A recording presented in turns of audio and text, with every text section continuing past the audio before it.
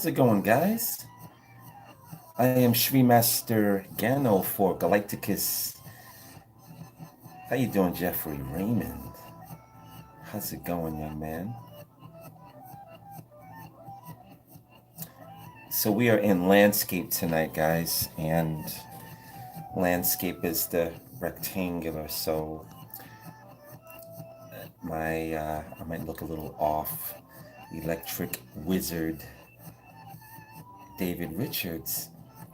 Sally from IP. How are you, Sally? Indeed. So you guys are bailing in Natasha Gordon, Brian Davis, Malachi Roberts, Nicole, Natasha Nichols, Let Love Reign, Brando Corleone, Randy Williams, Illumide Davis, Big Samson. How you doing, Biggs? Chuck Frazier, Paul Johnson, Keisha W, Anthony Anehi, Kadisha Myceli. Oh, well, thank you. Yes, this is an interesting shirt. First time I've ever worn it, and I wanted to wear it for you guys tonight. Etheric Zone, Terrell Hall, Unity Gaming Family, Miss Brownable. Oh yeah, you guys are bailing in. Nicole Vaden. Lo Langsito, how are you? Masganzo, Red Mars, Michael Thompson, Darius Wigfall, Oscar Heyman. Yay. Cindy Chivan, Nicholas Williams, James Jonvier, LL, Panama Walker, Light of Zion.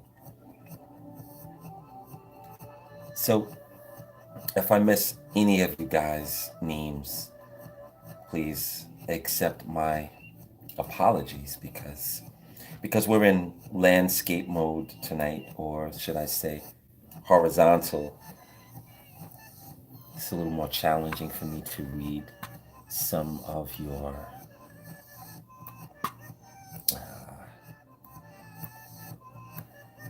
questions. Yes, I'm gonna let this seat down a little bit. Let's see what happens if I just go down just a little bit. Yay!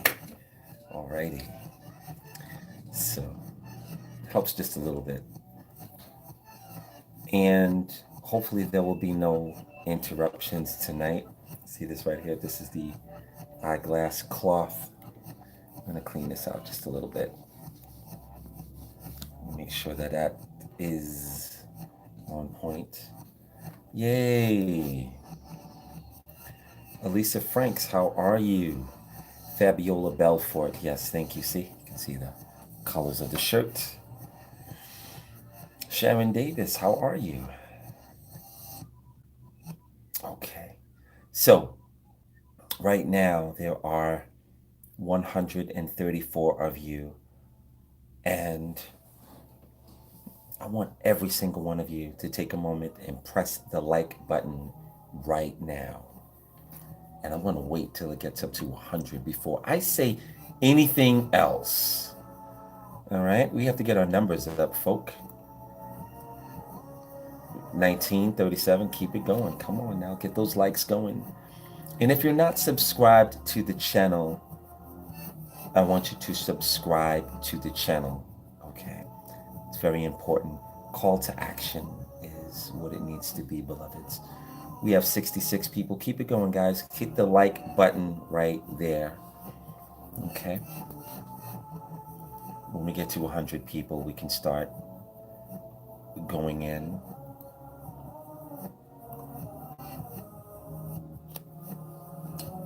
We're getting there, guys.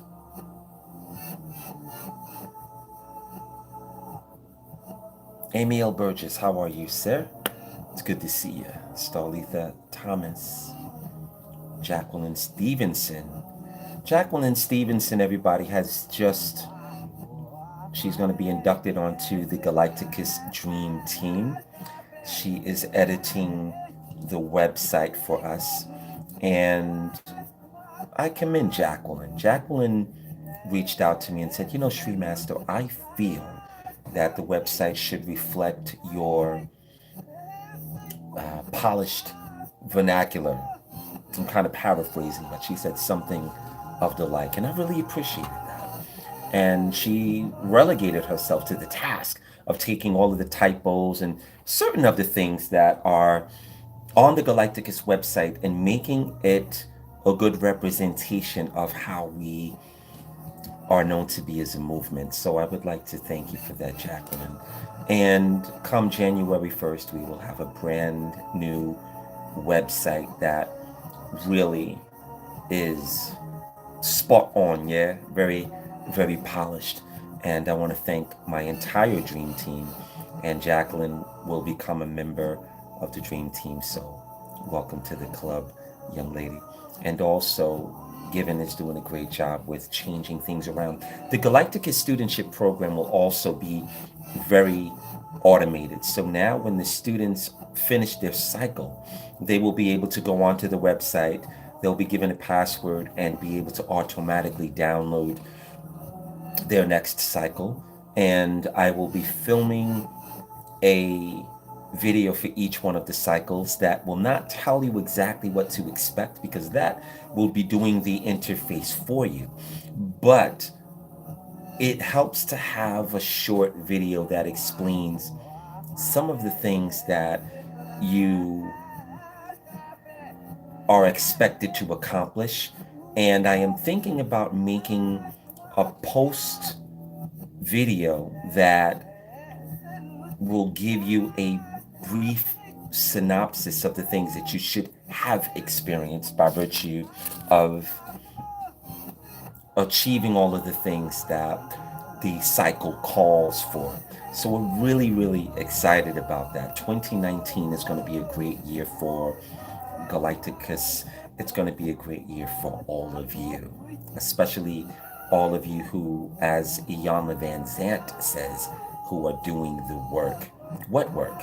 Not going to work, right? That are working on yourselves, that are working on your character, that are working on your internal, working on your external, that are working on your credit score, working on your or a spiritual practice that will give you the power that is commensurate with where you deserve to go in life. So we have 95 likes so far. Again, there are 993 of you. I want all of you to press the like button right now. We need to push the numbers up, please. There you go. All right. So tonight, I just want to acknowledge Tracy Barat from London. She's one of our Galacticus Internationale students. I want to just give condolences to her grandmom.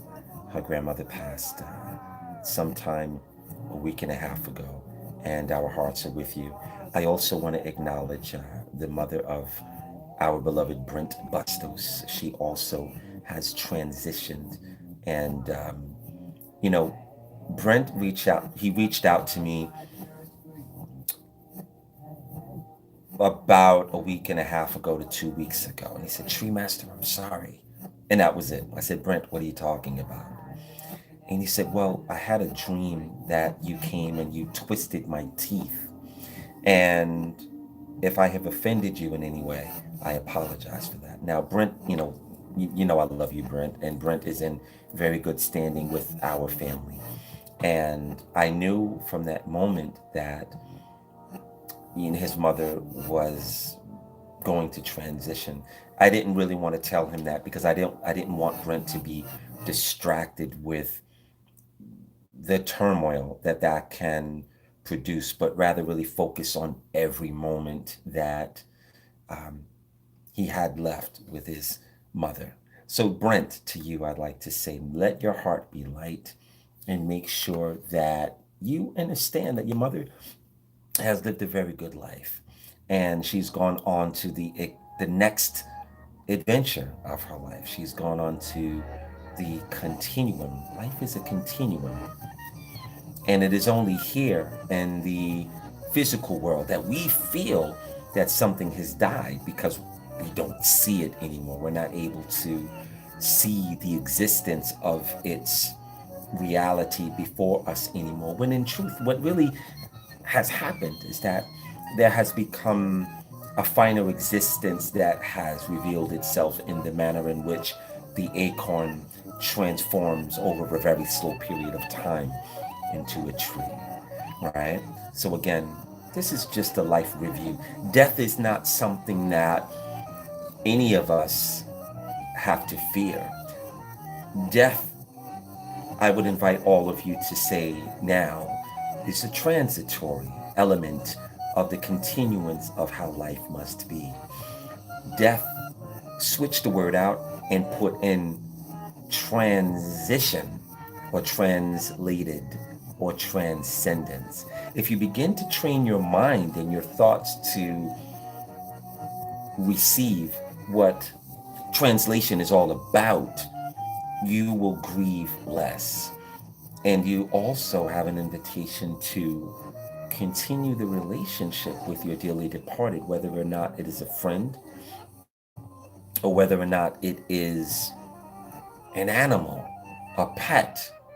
A lot of us have pets, unfortunately, that have transitioned, right? And it's important that we don't grieve to the point where we miss how they come to us and how they want to communicate with us. It's very, very important that we allow them to go on to the next existence of their life. Does that make sense? So I hope you can receive that, Brent, and hope you also can receive that, Tracy Barad. And anyone who is going through a tough time in transitioning. Transition, it's something that we all have to master. It's something that we all have to get used to. Because if you are amongst the living, or the so-called living, you will have to really, you're going to come to know death very well. You're going to have people around you that are going to leave this life. You're going to have people around you that were close, that move into the transitionary phase, and you will be here left amongst the living. You will have to have some kind of peace when it comes to that, all right? So, something that I would like all of you to take advantage of. So, I also want to say happy birthday to Thomas Hadnot. Happy birthday, young man. Happy birthday to Darius Wigfall from Atlantis. Happy birthday to Maria Francis. Love you guys. I hope you guys are going to continue to celebrate for the next few days. When you celebrate your birthday for a week, as opposed to one day, guess what you're doing? Homework assignment. Think about that. When you begin to take on a celebratory invitation to acknowledge your birthday for 7 days straight, that is a ritual. And I invite you guys to figure out what that is. I don't believe I've taught you guys that one yet. So have a beautiful, bright, and wonderful birthday and solar return. Okay. So we had a lot of questions last week. We had a lot of things that people wanted to go over in terms of some of the questions that they had and certain of the sentiments. And I want to go over 3 of them. I also want to share something that has to do with sequence of power. There are still some people that still don't know what a word of power is, right? If you read the Emerald Tablets, you will be able to identify and read about what words of power are. Words of power are the actual sentient life forms of the thoughts that gods have. I'll say it again. Sequence of power, words of power are sentient formations of life that are stronger than the limitation of your reality. And when a human or an earthling human, because there are lots of human that are not earthling altogether. By the way, there are many people on the planet. There are about 7.5 billion people on the planet. All of them are not earthling.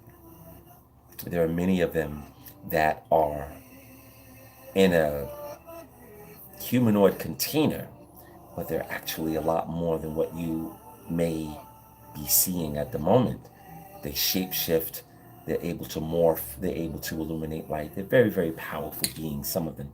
Some of them are actually human deceptors as well. They take on a human disguise and they consume humans for a dalliance or a snack. You have to be careful of those people. If you want to do an exercise for all of you who live in New York, you can go to Times Square Friday, Saturday, or Sunday. Just hang out there for an hour and look at everybody. Look at how they walk.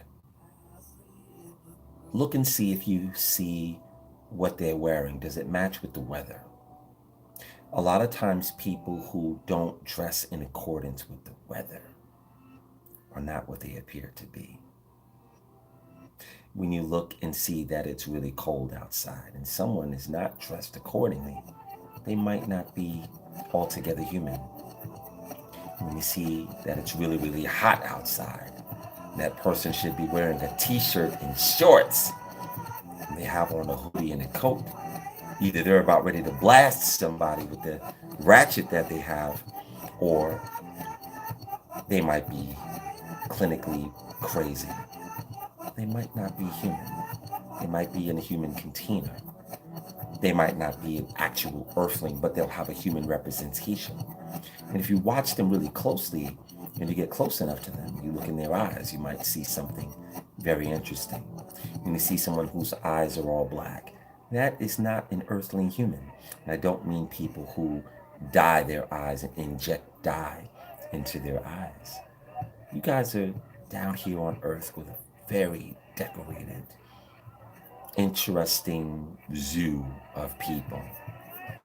But I don't want to bore you guys with all of that. So, Mike, I believe you asked a question about the application of sequence of power. You have words of power, which is really more of a divine utterance. And then you have sequence of power that is stronger, anywhere from 5 to 10 times stronger than the words of power. Sequence of power more so is the action of rearranging the molecules of the environment of limitation, if you will. When an earthling human utilizes a modality such as that successfully and the right way, you actually become more aligned with the God intelligence that has produced the sequence of power in the first place. When you utilize it often enough and you make it a permanent part of your being, you are drawing into your life a larger part of the power structure that is available in the universe. Earthling humans are pretty much resistant and taught not to utilize the power that's available that belongs by and large to the earlier creations of the creator of all, the very first primal causation of all that has ever been and all that ever will be belongs to the creator. There are a billion tomorrows and a billion eternities that have not come into existence yet that fit on a pinhead of a needle in the mind of the grand primal creator, which is the causation of all things. Did you know that? So we have a lot of growing to do. And the best thing that humanity can do, earthling humanity that is to evolve and grow into its latent potential so that you can begin to match measure for measure the requirement of why you have been thought into existence in the first place. Hope that makes sense to you guys. All right. So, one of the first things that I wanted to share with you is that Jeffrey Raymond, who is one of my students, how you doing, Jeff? The bass player. You know, Jeff, I believe you might be tuned into something which is very interesting, and I'll read this to you. By the way, guys, hit the like button right now. There's 252 of you, but there are right now that are watching, so it says. But there are only 141 likes. So take a moment, go to your phone, and hit the like button for me, if you will. Thank you so much. Now, on our Facebook group, I would like all of you also to join the Facebook group. It's called Galighticus, and we have a lot of testimonies that come in, many testimonies a week. I have to kind of sort through them. Some of them are not really testimonies, some of them are uh, miscellaneous, and I don't want that page to become a litter page just for, oh, I saw a number today, 444. We know that. We know what 444 is. We know that that belongs to Lord Thoth and Archangel Michael. And I'm going to go more into detail about what that's about. So we kind of want to leave those posts out of the mix, but we want to give more of a barometer for the power and some of the scintillating, miraculous energy that pervades our existence. We want to be able to connect the dots and trace your connection to what is happening in the eternal, right? So I invite all of you guys to do that. Right now, there are 182 likes, which is great. We could still turn those up. Guys, take a minute and hit the like button. Now, some of you are sitting back in your living room and you're on a TV and, you know, you might not be able to do it, but find a way to maybe go to your phone and press the like button. Thank you so much. So, with Jeffrey Raymond, he comments yesterday, and this coincides with something else. I want to give you guys a quick discourse of how these things occur. It's a beautiful thing. Jeffrey Raymond says, well, will there ever be a way for me to get my hands and consciousness on the sequence of power that raises the inert slash dead? Question mark.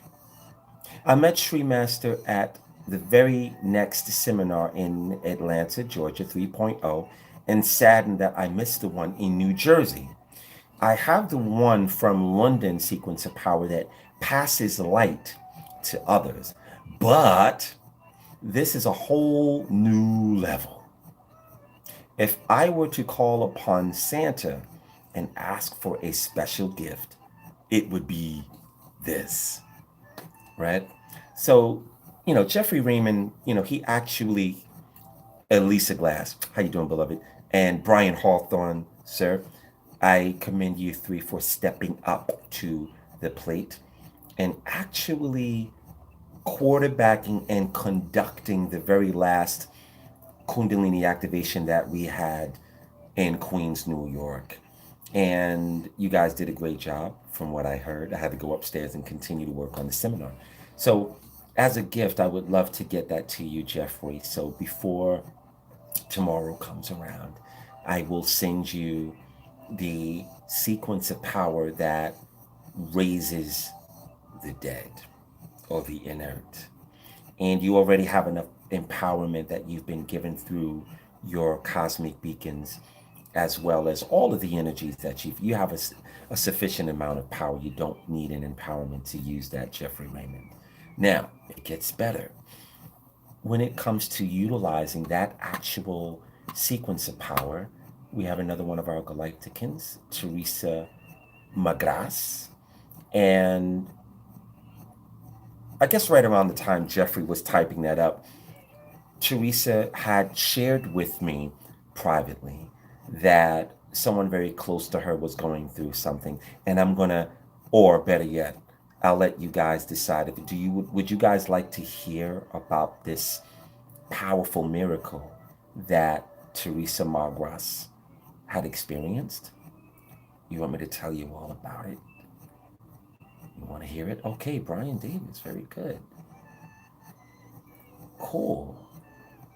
Well, I know you want to hear about it, Amy L. Burgess, because you are a real seeker of knowledge. That's fantastic. Okay, fantastic. So right now we have 204 likes, but we have 260 people. Let's hit the like button, guys. Hit that like button. Yay, yay. Okay. So this came in from Teresa Magris, all right? And she was kind enough to share this with us. Thank you, Teresa. So Teresa says, Grand Rising. What Shrima, and she was responding to Jeffrey Raymond in regards to Jeffrey's desire to obtain the sequence of power that raises the dead. And we'll get into that later because some of you were like, raises the dead? Get out of here. That's not possible. You can't raise the dead. The dead are dead. But are they? Something to think about. So Teresa's response to Jeffrey was, what Sri Master Gano is offering, you must not procrastinate on. Sacrifice and be present. I attended the Big Picture Seminar in Atlanta, which was July 17th. We received the sequence of power to raise the dead. I clung to my notes, wondering if I could do anything like he described. The answer is yes. Last month, someone very near and dear to me suffered a significant brain bleed after having a massive stroke. He was not expected to survive. The bleed was the size of a silver dollar, and an immediate decisions were needed to be made. Either drill into his skull and drain the blood, or medicate and wait. He was a sleeping beauty for a few weeks as his organs went out of whack. He had fevers, blood sugar levels well into the 280s, blood pressure unable to be maintained. He was placed on ice. I watched family members throw oil, pray, cry, and lose hope. I went home and grabbed my notes from the seminar and returned that night. When everyone left, I held his head covered in wires, leads, and monitors. In my hands, I spoke life over him at 420, which is a derivative of 444. In my hands, okay, I spoke life into him. In 2 hours, he was awake. At 6:22 a.m., he was talking, looking around, remembering and pulling IVs out. 4 days later, he has moved to a general floor. He is now discharged and in rehab for physical therapy. Sri Master Gano Grills is like my spiritual father, and I will never ever forget how my life has been transformed under his guidance with cord cutting and now this. You are the waymaker. Thank you again. And that's a testimony that was just shared just a few hours ago in response to Jeffrey Raymond's desire to obtain that particular sequence of power. Now, I want to thank you for that, Teresa, for sharing. Okay. One of the things that I want you to, and the reason that I expressed to you guys that I would like for you to share your testimonies openly is because I can run my mouth all day. But it's a lot more potent when you guys share it from your own experience in your own words. It is a real thing. Now let's look at something for a moment. You have all of these people who pontificate to know something about a being that they call and mispronounce Thoth or that, or all of these different colloquialistic misrepresentations of someone whose name actually is Lord Thoth. Just now discovering that Lord Thoth had the Great Pyramid of Giza built. They're just now seeing that Lord Thoth and the Emerald Tablets are a real thing. They are just now catching up to the fact that before it was Egypt, it was Kem. And Lord Thoth actually ruled Kem for thousands of years before it became pre-dynastic Egypt. When you look at the pantheon of the old dude in the Ennead and some of the other kinetic gods, Lord Thoth is somewhat misplaced. Isn't it interesting that he helped all of the other gods with their problems and structure and lots of other things, but he is not venerated in the way that he should be? And this is not an egoic thing. It's really more if you are looking at a star system and you don't see that the star system is accurate in terms of its placement and knowing when the declinations will occur, or when the trines are available for you to take advantage of, or when there's going to be a retrograde. How can you fully be astute in the astrology that is an existing paradigm over your head that rules all that you do? So my point is, by not knowing the true order of things, it kind of makes your life out of order by default and by ignorance. So, to put into order the reality of how things actually are, it is important for people to know that all of those people who are on YouTube saying Thoth, Thoth, Thoth, Thoth, Thoth, Thoth, Thoth, Thoth, Thoth, Thoth, and mispronunciations of names and talking about things that are thousands of years old, you guys are actually interfacing with the true and living forces that are, again, fifth, sixth, seventh, eighth, and ninth dimensional magical powers that have actually been preserved by Lord Thoth himself. You guys are not wasting your time with, there's nothing wrong with studying the past, because sometimes it teaches you where you need to go. But the currency and the current up to date modalities that Lord Thoth has given to people are empowered by the fact that his presence is on the planet at this very moment. And there are so many people. Now, I will say about those people, they have an old connection to something, and they're going to stay there, unfortunately. But they will not attract themselves back into the orbit of what is current. And when they hear about it, it doesn't make sense to them, because their minds are stuck in a groove. If you remember the wax records that were 12 inches, and back in the days, the records would play and the needle would get stuck on that one spot and keep playing it over and over again in a time loop. This is because there is a conscious choice for those people that they have made not to evolve beyond the point of contact that they had with Lord Thoth at that time. And they will be forever trapped in that time loop.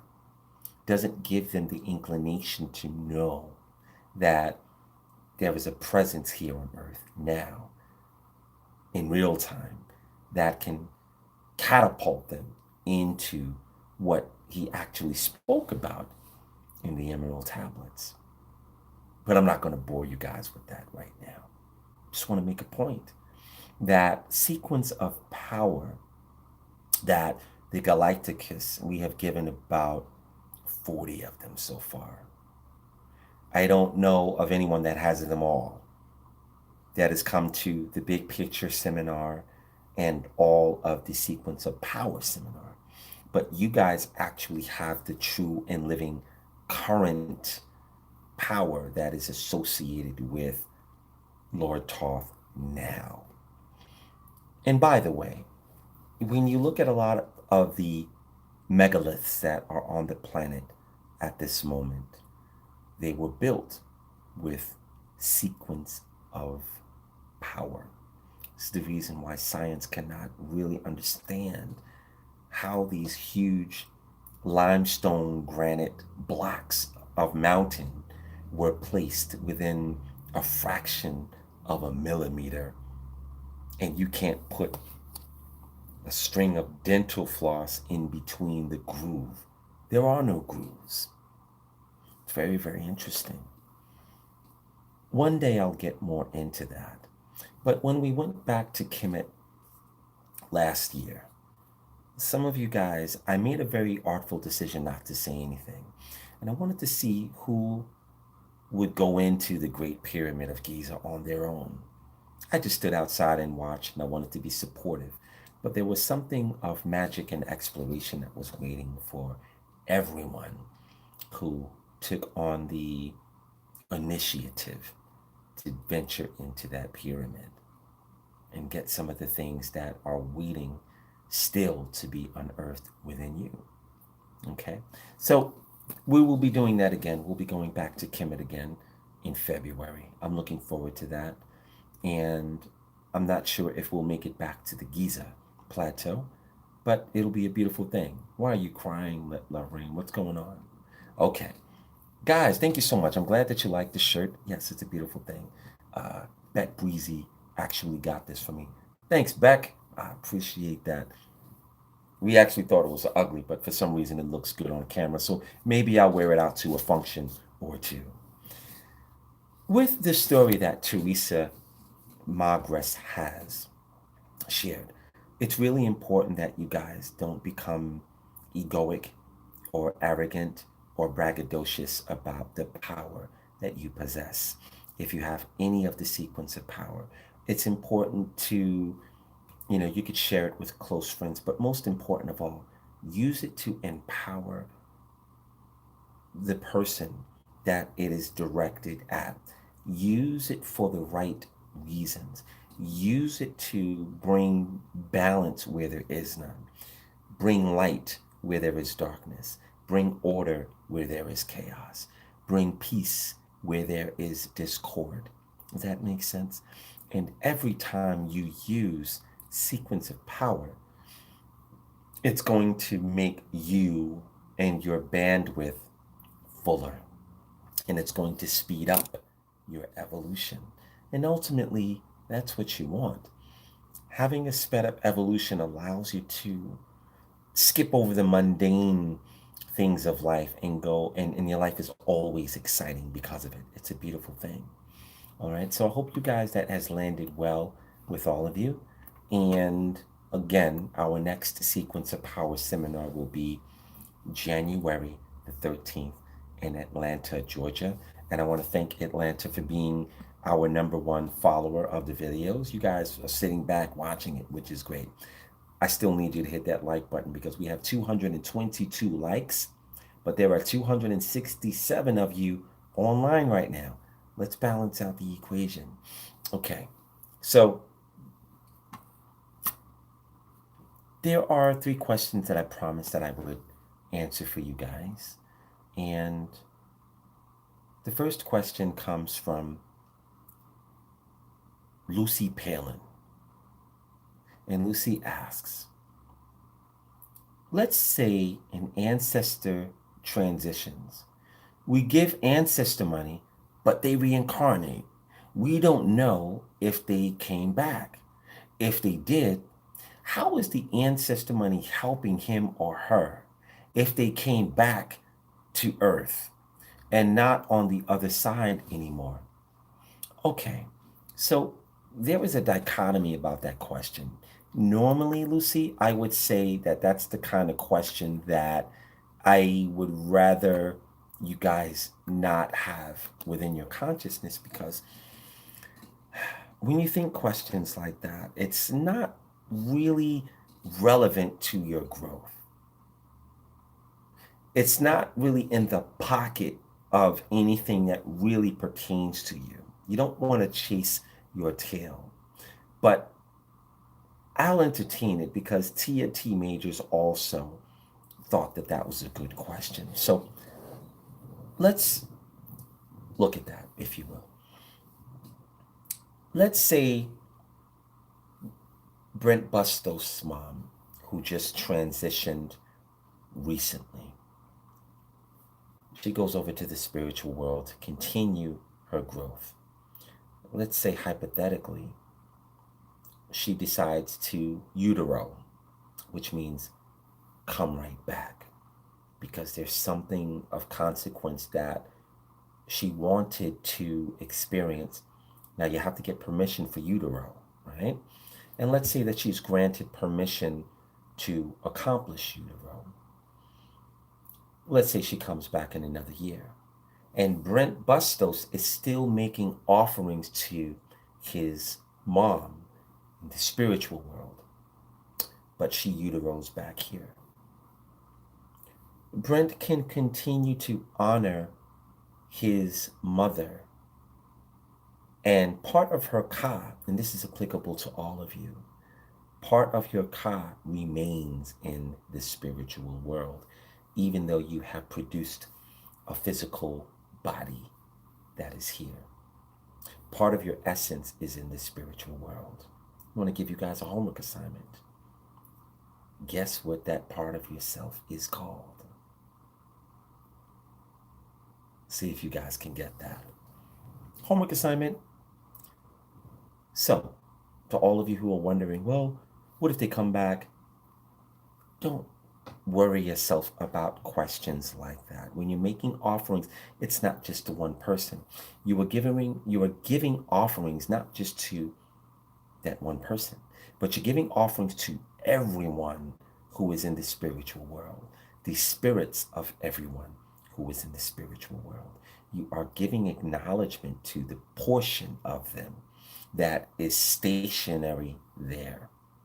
You in turn will receive the benefit of what reverberates back unto thee when you do it on a consistent basis with clarity, love, and intention. It's important. Don't send ancestor money to the spiritual world as a chore. When you do that, you will not get anything in return. Not that that's why you're doing it, but it is important that you give with your heart illuminated, and you do this. And if you're doing it the right way, it's going to feel good when you're doing it. It's going to feel symbiotic. You're going to feel the connection. You're going to feel the joy that is associated with what happens when you are doing it for the right reasons in the right way. Okay. So it is an irrelevant thought for you to be concerned with who has reincarnated, and if they're over there. You don't have to worry about that. It's none of your business. I like the phrase in this, for dramatic effect. Okay, so I hope that answers your question. Lucy Palin, please carry on with your offerings and don't concern yourself with things like that, beloved. Okay, I'm going to move on to another question that was asked by Marsha Loretta. And Marsha Loretta asks, Tree Master Gano, what is the proper way to finding and asking for ancient ancestors to present themselves to us so that we can address them by name? Much gratitude. This is another question that I would respond in the same manner. But I will entertain it by saying that you will never know the entirety. By the way, we've been on for 44 minutes and 44 seconds. All right, very good. Give thanks. It's not going to happen. Again, it is irrelevant for you to seek who an ancient, and when you say ancient, what does ancient mean? Ancient means old, antiquitous. almost before or right before time began to tick, or pre-dynastic, prehistoric. That is ancient. Those ancestors you will never know the name of. And this is applicant to all of you, even you great Scots and Brits over there who are, related to the Plantagenets bloodlines, and our bloodline goes back to, prehistoric times. No, it doesn't. No one has an accurate record, and it doesn't even matter. What does matter is that you profess and you are consistent with giving offerings to the ancestors that you do know. Whether you don't know them or not is irrelevant as well. This is for the ancestors known and unknown. And you will have the benefit of those offerings being carried as far back as they can go. The more you make offerings, the further back the offerings will go. It took me, like I said before, 6 years for me to tears for me to arrest the debt that was associated with my ancestors. It took 6 years of consistent offerings to my ancestors, known and unknown, before I reaped the benefit of all that came with that. Some of you are going to have to do it for 10 years. Some of you, it might only take a year. Some of you have different timetables. So it's important that you make consistency and persistence a part of your character so that you are not hemming and hawing and developing the apparatus of a chore within your awareness when you are utilizing ancestor money. And I'm going to tell you something else.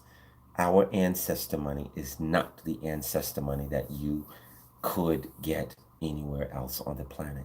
Why is that? Well, number one, Galighticus has an exclusive covenant with the god of ancestor money, and he is the Jade Emperor and his wife Mazu, as well as his entire office that works with him. And the Jade Emperor has his own angelic fleet.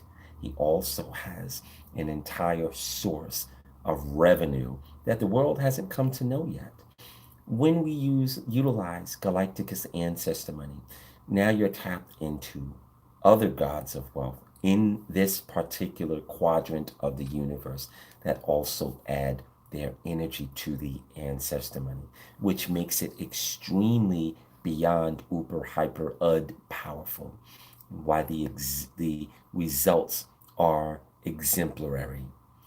When you get money from other places, it doesn't have that particular arrangement, it doesn't have that particular divine power, because it really more represents an idea more than it has and wields real divine power of magnitude and consequence to overturn the circumstantial derivatives and paradigms of how your ancestors are infected and affected in the underworld, afterlife, duat, and the divine realms. That's why our ancestor money is at the top of the list when it comes to modality that is supported by the gods. When you look at money here on earth, right? I think I have.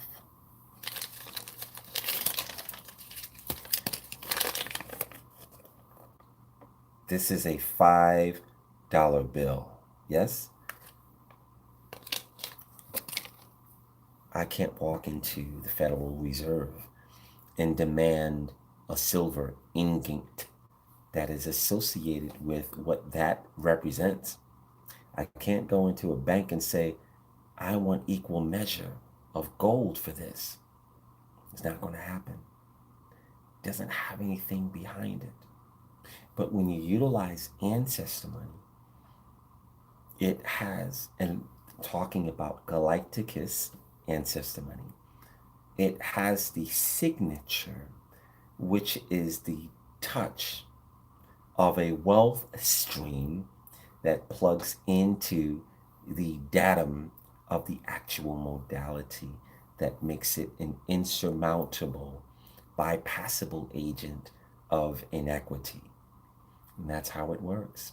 So not only do we have the Jade Emperor and his entire establishment that interfaces with the currency of the ancestor money that we have, but we also have Mahalakshmi, Kubera, Lord Ganesha.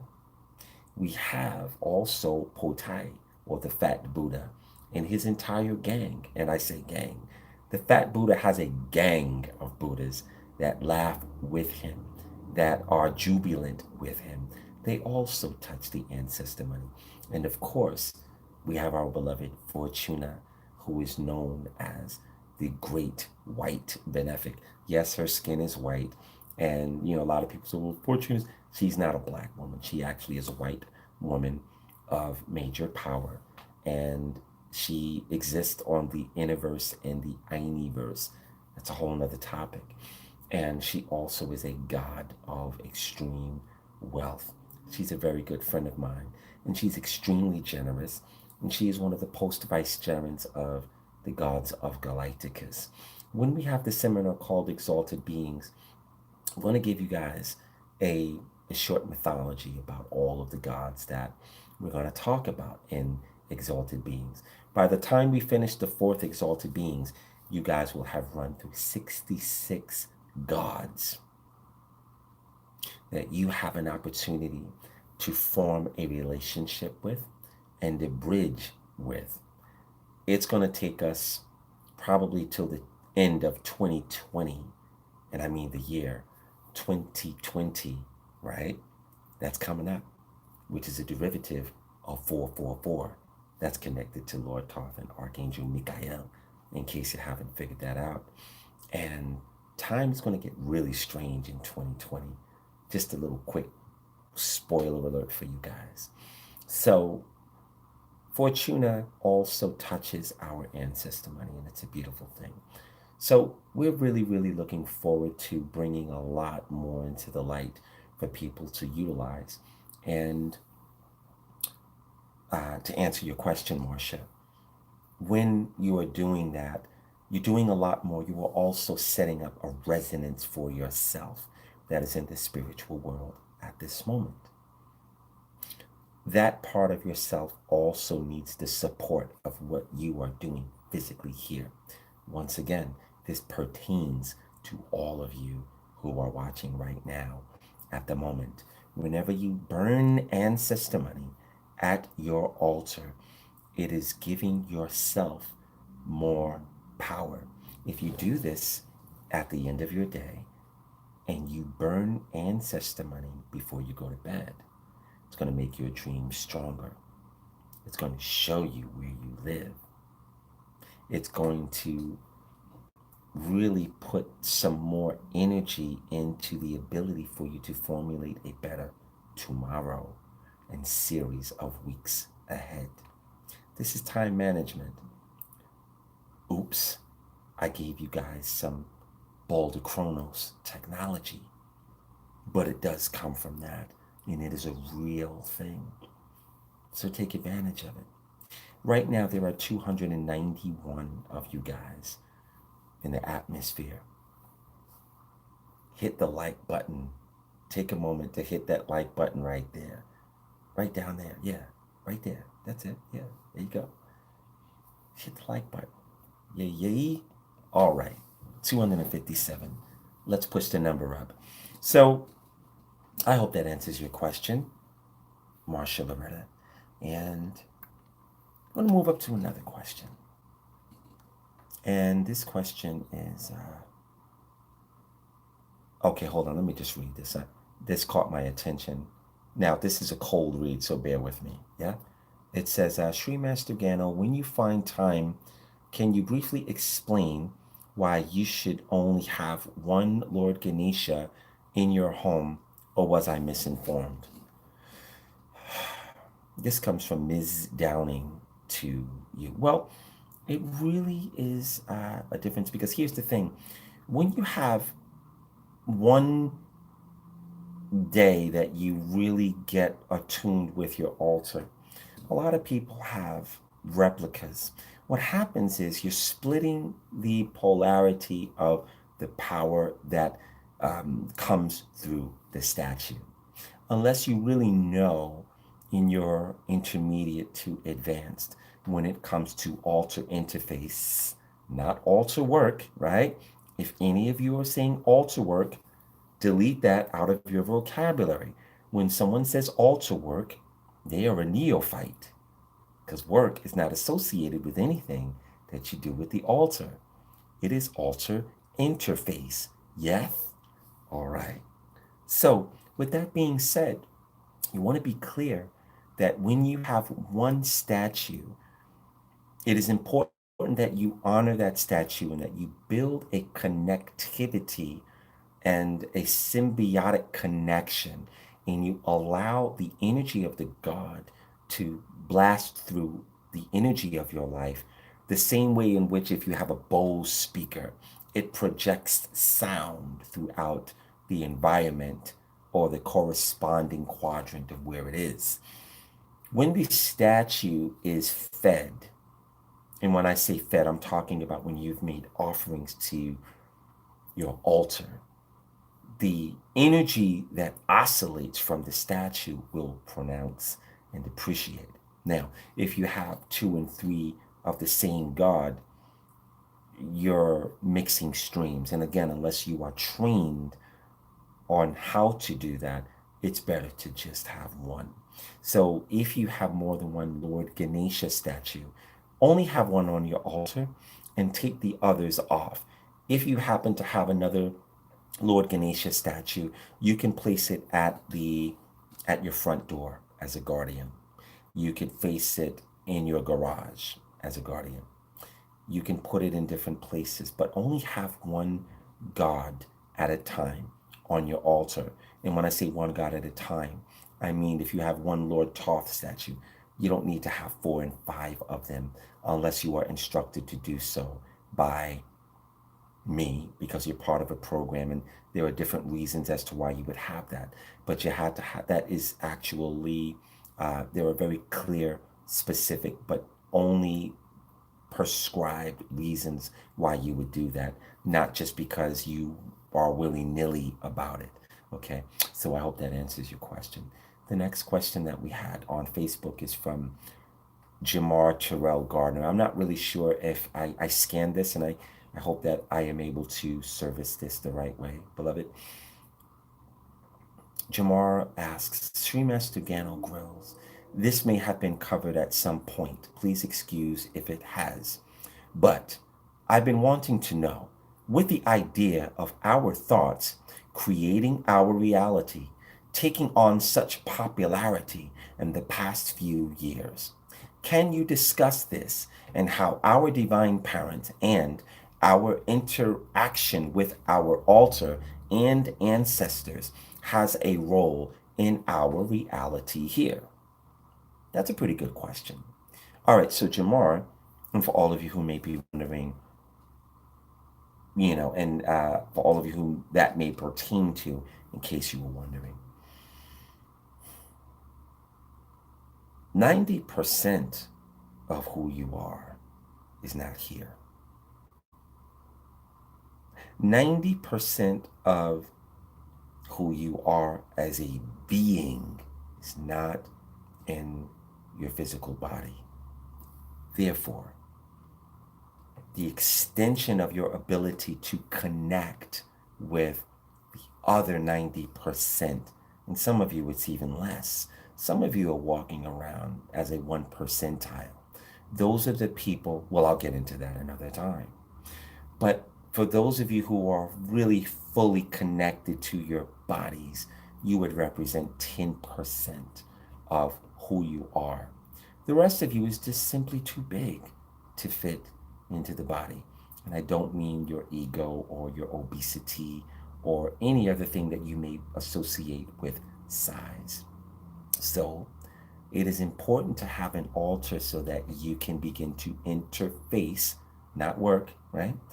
You can begin to interface with the other parts of yourself that are not embodied or entombed within this shirt that you call the body. Yes. And as a result of you having an up and running altar, you will begin to pull into your body more of a connectivity and a cord and a conscious, intentional connection with the other parts of yourself that are outside of your body in a safe manner.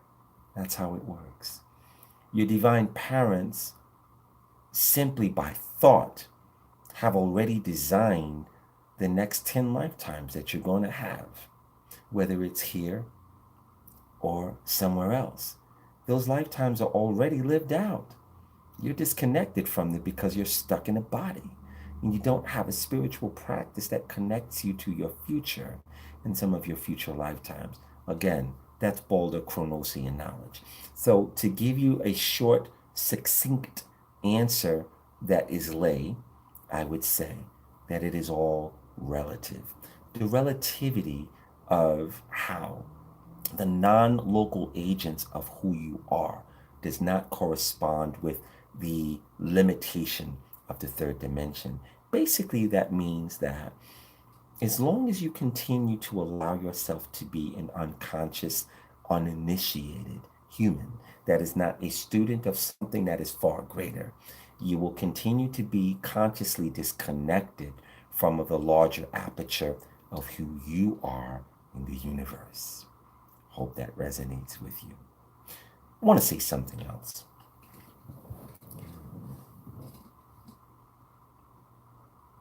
If, and I'm speaking to all of you, okay? So there are 293 of you watching, and we have 282 thumbs up. Congratulations. Thank you for being respondent to that action. If each and every one of you watching right now do not have at least 3 questions that you have been carrying around with you that you have not found the answer for that pertains to spirituality, you might want to rethink the quality of how you think. You might want to examine the bandwidth that you have. The bandwidth is the structure of your thought mechanics, your thought mechanism, the way and power of the wattage of how you think, which is a measurable unit. If you do not have, and I don't mean silly questions either, but I mean 3 good whoppers that you say, when I go to that next Galighticus seminar, I'm going to stump Sri Master Gano Grills with this. I'm going to have him say, That's what I'm talking about. When you have those 3 questions, or at least one question, that the answer escapes you, it is beyond your grasp. You haven't been able to research it on Wikipedia, haven't been able to go to any encyclopedia, all lies buried, or you haven't gone, especially, to the pastor, preacher, or pope, or the Dalai Lama himself to get an answer. But that question still is a sentient formation of quixotic in your head. That's what you want. That's a great thing. And the more questions you have, the healthier your thoughts are. The reason that is because when you have questions, it creates a fuel in you. It creates a syrupy, wonderful texture that allows and puts out the invitation for answers to be attracted to. The fuel that questions create within your thought mechanics will actually drive you toward the answer. It will eventually attract the next wave of things that will lead you to the next questions. So having questions is a good thing. I have lots of questions. The kind of questions that I have might bore you, but I still have them just the same. And it is an indicator of a very healthy, lush mind that is always working when you have these questions. So take the time and meditate on what questions might you have. If you had an opportunity to stand before the god Kuan Yin, what would you ask her? You should have two questions that if you could stand before Shango or the god of clarity, the Grand Orisha Obatala, or Olofi Olodumare, and you should be able to ask him one question. Or if you could speak to Aset or Oya or Yemeya and say, hey, I have a question. What are some of the civilizations that are swimming at the very bottom of the ocean? Could you tell me what they are? What do they look like? How are they connected to us? They might be able to tell you. They might tell you. You should have a great question for the All-Father, Odin, or Freya. You should be able to ask Hermes two questions about the Pymander. So these are the type of things that I am inviting you all to engender within the quotient of your range of thought so that you could extend the bandwidth and attract to yourself more to be intelligent with, if that makes sense. Hey, Chanel Brown, I get that from all you guys in London. You guys like to say that. So I hope that that answers your question. Jamar, your divine parents are a representation or your representation of the Creator. It's as close as you will ever get to the Creator of all. When you honor your divine parents, you are honoring the Creator because they are your Creator.